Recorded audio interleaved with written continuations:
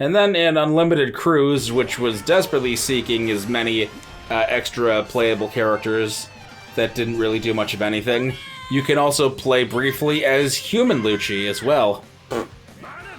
Back before that was a standard. Yeah.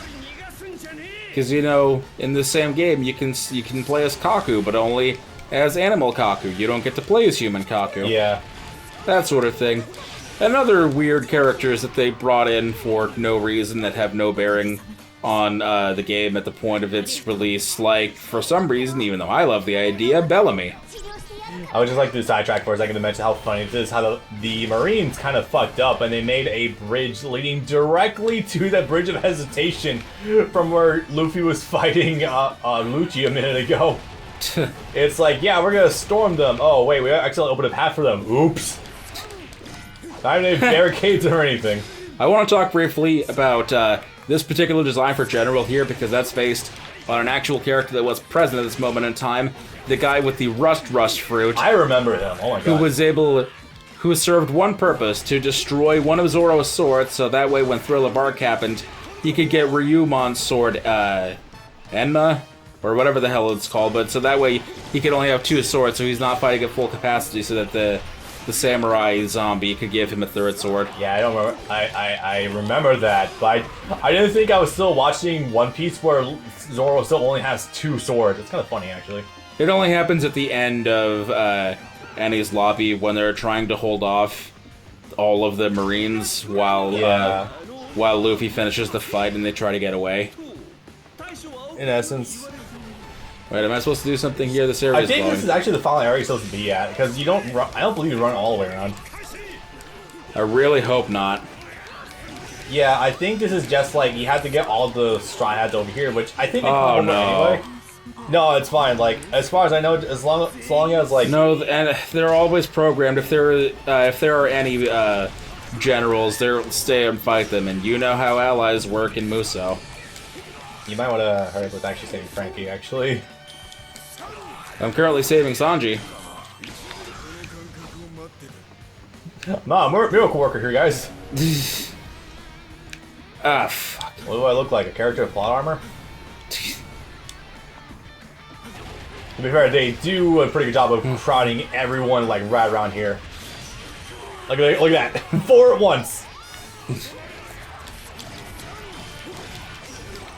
But no, I am pretty sure that once you take care of all the commanders, like the level just ends. I want to say that's the case. They had something similar in the last game. You had to make sure everyone got here, though. Even if there were commanders in this area, so long as everyone got there, then it was fine. Yeah. I wanna... maybe it's just me, but I would go to help Franky first. He's the one on the left side. Yeah, fine. Yeah. Come on, robot man, pull your weight. You're only vulnerable from the backside. I'm gonna lay my ass down on the back of this train so no one can hit me. I fucking love that. Almost as funny as Centaur form. That's the wrong side. God, that's the only thing. That's like one shining beacon of like hope I have when walking into Thriller Bark. Just the scenes involving Franky. Because even the small little like weird filler thing I'm in right now, he's still kind of great. It's Okay, one of the icebergs where they're trying to like weave a labyrinth of icebergs.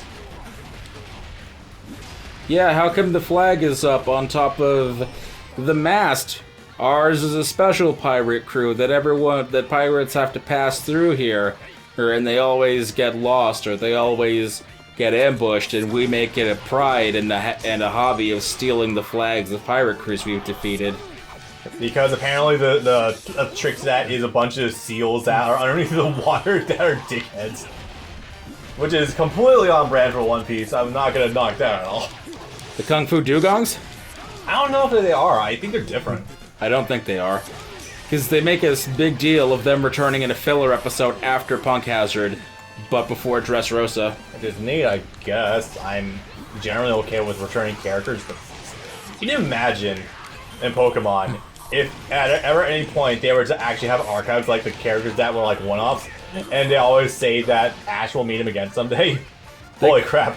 They kind of did. In the opening theme to Orange Islands, there's a quick montage of a bunch of the one-off characters from the first 10 or 20 episodes that all just appear flying through the screen all at once. Like, oh, maybe he'll battle all of them in, like, this league or something.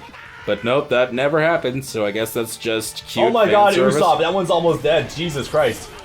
Come on, man. Kill confirmed. You need those. You have Molotovs. Why aren't you using them? There we go. Oh, you're right. Yeah, I told you, it's pretty lenient. This is definitely more so than the last time. Yeah.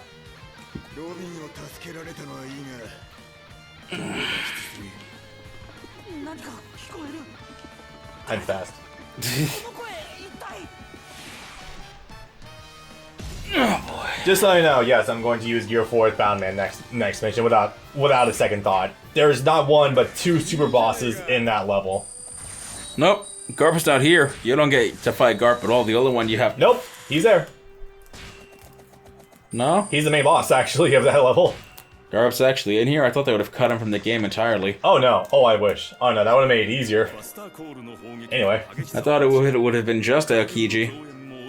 No, Aokiji and Garp. And first you have to deal with... pink-haired kid. Kobe. Kobe, yeah. That shot of those three cannons pointing at Luffy is really funny because when they're escaping... Photoshop. Because when they're escaping, there's a scene where they're getting on the Mary, they're getting targeted by cannons, and Zoro and Sanji have this really funny idea where let's grab Luffy by his arms and legs, stretch him out like a bed sheet, and then use him as a catching bag, essentially, as like a trampoline. As a net/trampoline for all these cannonballs that somehow don't explode with Luffy's body on contact, or with the other cannonballs that are also falling inside the same net. People always sleep on the visual humor of this show so fucking much. That makes me sad. That's one of the best parts. Yeah, it really, really is. Anyway, so yeah, it turns out the Going Merry came back and saved every time. The Going Merry came back, saved everyone. It turns out, oh hey, it really was haunted the entire time. Haunted. Now you can definitely take that one, two directions. Either it's blessed with the spirit or it's haunted. Take your pick. I just went haunted because it was kind of funny. You would introduce a unique narrative. The message is that Kuro woke up and ended up killing Kaya after all, and Kaya's ghost flew into the ship. Well, oh god, that'd be terrifying. Oh no. I don't want to think about that. Kaya's a good girl. And that's why Usopp's so worried about abandoning the Mary. Yeah, I feel more bad about this right now, but how many hours have we seen the Going Merry? 4 hours. Also, this is at least our third time seeing this cutscene. Yeah. 1, 3, and 4. 1, 3, and 4, yep. In fact, I think it's the exact same version from the first game.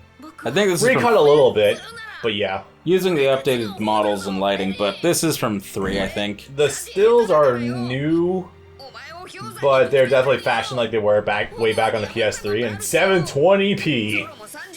They couldn't even update them with the source files. The high definition video can only experience with DVD. Oh man. That was 2008. My god. Remember when Xbox... Blu-ray was already... They were releasing the movies on Blu-ray. Remember when once upon a time Microsoft thought it'd be a good idea to try to compete against 30 to 60 gigabyte discs with your basic as hell tiny discs that were just DVDs but up-res?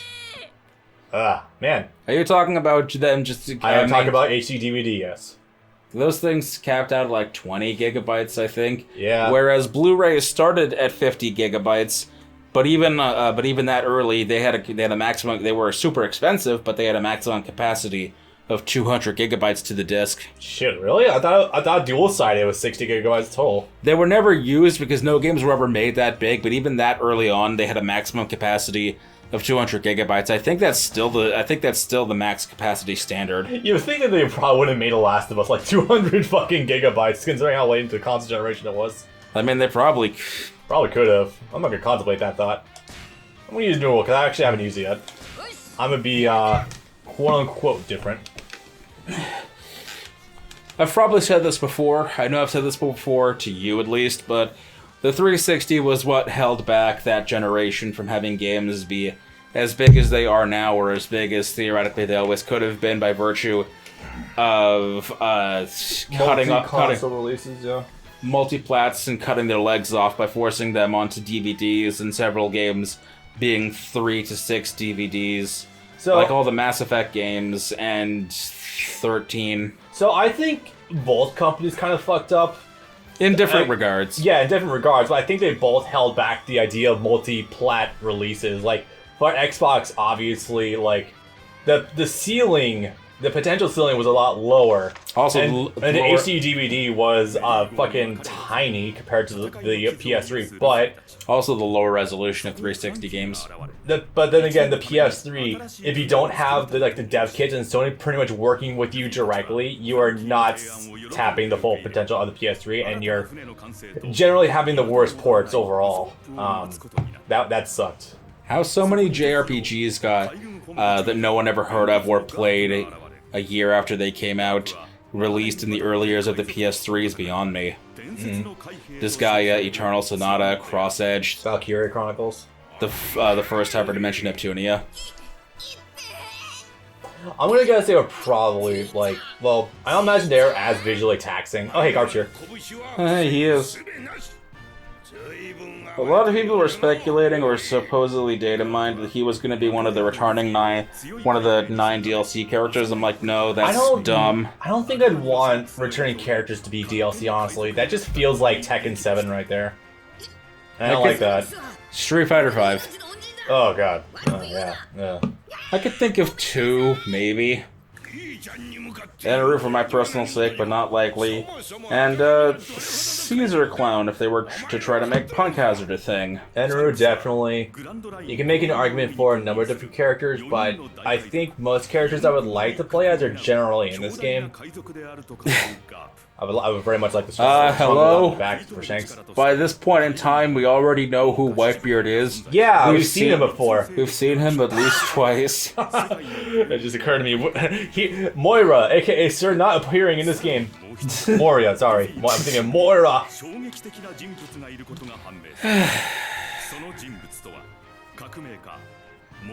Moira, why aren't you appearing in this fucking game? Sorry.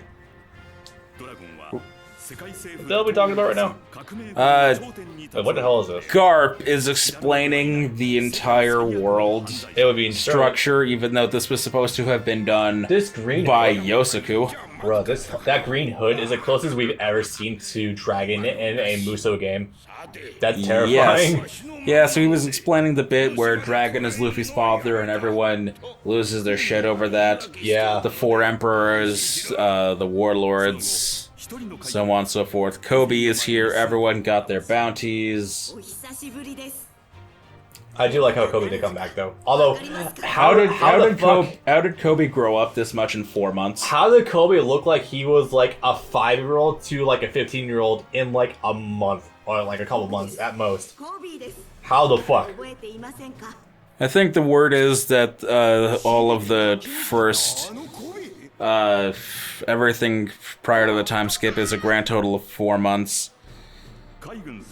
I can believe that. I can honestly believe that. When you factor in all of the filler episodes, holy shit, that would actually every episode would be like 1 day. Holy shit. I'd like to pose the idea, with very limited exception, we haven't seen Night almost at all since the New World. Oh boy. Well, And there used to be a lot of Night in early One Piece. There was them running from Big Mom. That was a night, I'm pretty sure. I said with limited exception, not entirely. True. Because there have been a couple of nights in Wano. Yes. That's what we've actually seen. There's like 20 days pass in Wano. Isn't that ironic how you get sick of seeing the blue sky in One Piece, but you get sick of seeing the night sky in Naruto? Ugh. I love how it fits into place so much. In Dragon Ball Z, I'm sick of seeing planets explode. In Dragon Ball Z, I don't think you see traditional night once ever.